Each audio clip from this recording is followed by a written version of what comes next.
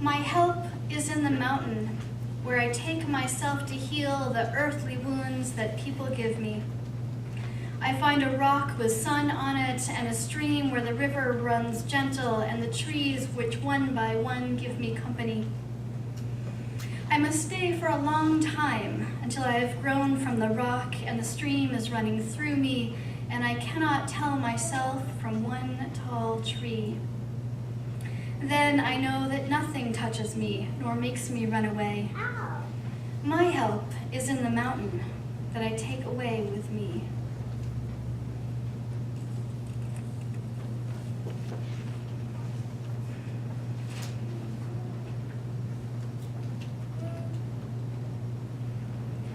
Down on the bottom shelf behind the rocking chair, there was an alligator made of sweetgrass.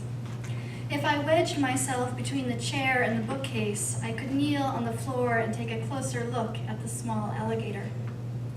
I would pick it up with both hands and carefully bring it to my nose to inhale the sweet, dry, grassy smell. I was to be very gentle with the alligator, as it was a special object. It was about 10 inches long. It had a big open mouth with 2 red lines leading towards its throat. 4 stubby legs lifted the alligator off an inch off of the shelf. Its tail and back were woven with crisscross designs. If I pressed both thumbs on the lip of the alligator's back, the lip would pop off with a satisfying, soft, thump-like noise. You see, the alligator was a tiny basket with a lid. I placed the lid carefully next to my knees, next to the body of the alligator. And in the alligator's back were 3 layers of treasure. First, there was a small arrowhead wrapped in Kleenex. I would unroll the arrowhead, lift it to my nose, and inhale. It had a stony smell, old and crisp, raw where chips had been napped. I held the small blade in my hand, wondering who had used this ancient stone to hunt. Next, there was a piece of fool's gold, shiny, smooth, a perfect block except for one corner.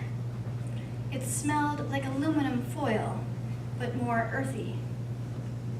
What happened to the missing corner, I wondered as I tapped it with my finger. Then there were 3 pieces of petrified wood, polished and brownish red. One was a pale brown with a rough spot along the side. Ancient trees that didn't smell like anything. But the pale brown one almost tasted like the town forest filled with pine trees. Holding those 3 stones in my hand, I imagined a forest of polished trees with gemstones for leaves, frozen in time. There was a piece of polished black stone, which when I held close to my eye, looked back at me. There were 3 pieces of red agate with swirling patterns, red, orange, translucent, and opaque. I wondered how they were made. At the very bottom of the alligator basket, there was one small rock, not polished, lumpy. It was a brownish, grayish color, but when I licked it, it changed color, maroon, like my favorite crayon. It felt good in my hand, a little jumpy. It smelled like it came from my grandmother's backyard. It smelled sort of grassy, sort of sunny, and sort of rainy. It reminded me of moss and ferns. This rock was different from all the rest. I wondered how it came to be in the alligator's back. One by one, I'd put the stones into the alligator again and replace the lid. I'd lift the alligator again to my nose, inhaling deeply the sweet grass scent. I would thank the alligator for sharing its rocks with me. And then I'd gently place the alligator back on the shelf. And then I'd crawl out from between the rocking chair and the bookshelves and go on about my day. Though I would not have known to call this a spiritual practice, it was my first spiritual practice. Each time I wanted to look at the rocks, I went through a similar ritual. I moved slowly, carefully removing each rock one at a time, remembering what my mother had taught me. As I thought about each stone, I was gaining skills in how to view the world around me. I was learning how to use all of my senses to ask deep, probing questions. I was learning curiosity and focus. All were important skills for navigating a spiritual practice and discovering the sacred in daily life. Spending time with the rocks and the alligator transported me out of my ordinary activities into a special and sacred time. Spiritual practice is any activity in which we regularly and intentionally engage and which deepens the quality of our relationship with the miracle of life within and beyond ourselves. A spiritual practice includes our commitment to make the activity a regular and significant part of our lives. As we commit to a spiritual practice, we commit to examine, to shape, and care for all of life and the life around us, to achieve more wholeness, more satisfaction, more depth, and more meaning. Adopting a spiritual practice teaches skills at first that are learned during the practice time, but then these skills are carried forth into our daily lives, bringing us closer to the sacred and that which brings meaning to our lives. A few years ago, I read a pop culture book about Buddhism. The author of the book traveled around the world visiting all the places where Buddhism thrived. While in Thailand, he met with prisoners and prison guards who had attended a 10-day silent retreat. The retreat completely changed their lives. Learning meditation skills taught both the prisoners and the guards how to manage and transcend their anger and frustration. They began to see each other as human beings and began to treat each other with dignity and kindness. The prison shifted from one of the worst prisons to one of the best. After reading about these men and their completely changed attitudes towards each other and their lives, I wanted to try a silent meditation myself. I found a retreat center a couple of hours away that was offering a 9-day silent retreat with one open space.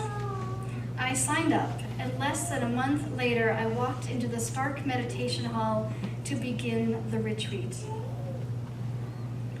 Up to that point, I had not had any formal training in meditation.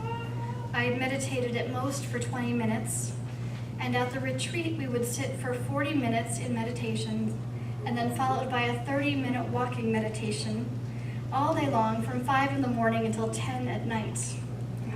Meal times were eating meditations, and each day we had 1 hour of chore meditation, when we would mop the floor or chop vegetables. At the retreat, we were instructed to avert our eyes so that participants could more easily remain in meditation and not be distracted by each other. If we had a shared chore, we were allowed to point or whisper quietly to sort out any chore-related details, but that was the only communication we were permitted. I don't know if you know this, but when you commit to a spiritual practice, the very first person that you run into is yourself. It turned out that I am an expert floor mopper. I know exactly the best way to line up rows of chairs to allow for efficient mopping. However, it is nearly impossible to explain the proper way to line up chairs while you are silently meditating. And it turned out that my partner was equally skilled in floor mopping, except that her way was completely different than my way. I spent the first half of the retreat screaming in my head, "No, you're supposed to pull all the chairs out, then I mop under the table, and then you push all the chairs in while I go and change the water." It didn't matter how loud I yelled in my head. She still did what she wanted to do. And isn't this the way it always is? You can yell in your head at those around you, but until you sit down and have the conversation with the other person, you're simply yelling at yourself in your head. By the middle of the retreat, I had become tired of yelling in my head, and I stopped yelling at my partner. We always finish with plenty of time, so my worries about efficiency were unnecessary.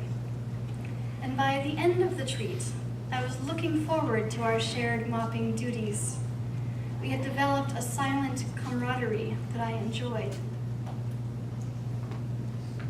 The second person that you run into while pursuing a spiritual practice is yourself, again.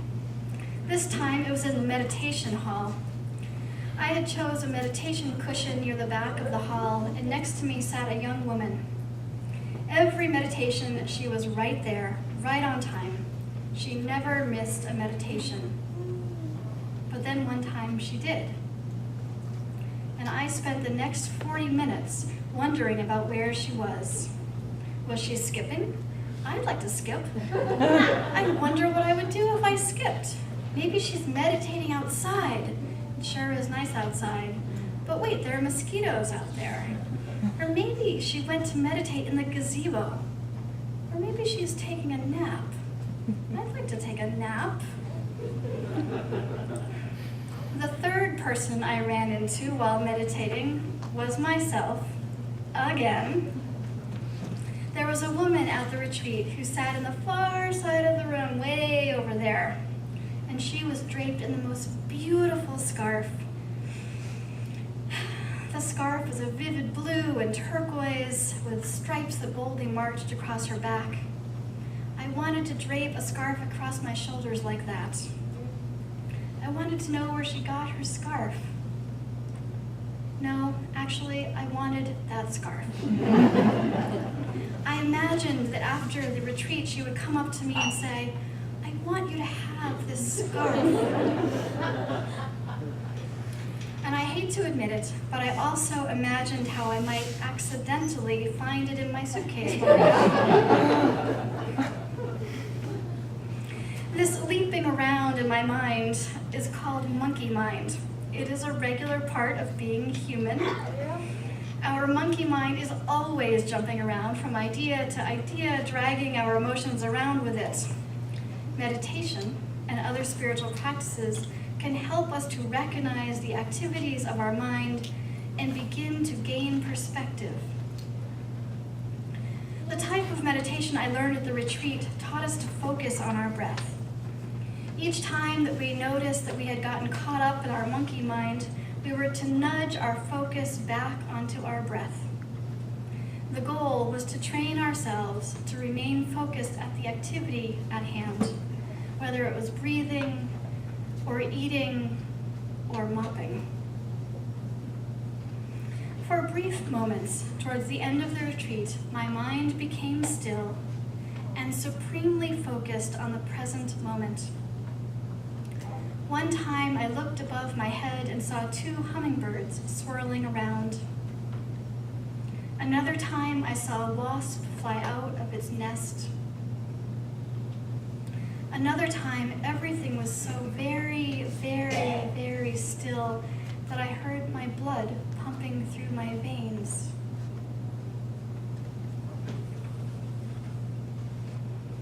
After the retreat, I continued meditating for a couple of years.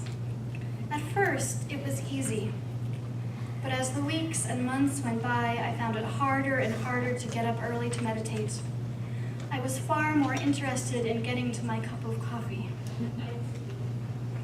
I was always content once I sat down, but sometimes it was a real struggle to get to the cushion. This is true of spiritual practice. Sometimes it can be a real struggle. Spiritual practice places the responsibility on each and every one of us to engage in the practice in order to commune with, listen to, and attempt to understand the ultimate source of sacredness in our lives. Spiritual practice calls each of us to come face to face with ourselves, to engage in conversation with our past, to examine who we have been and how we have been shaped, and to choose where we are headed. Spiritual practice can be challenging because listening for the holy and what is most sacred can be a struggle.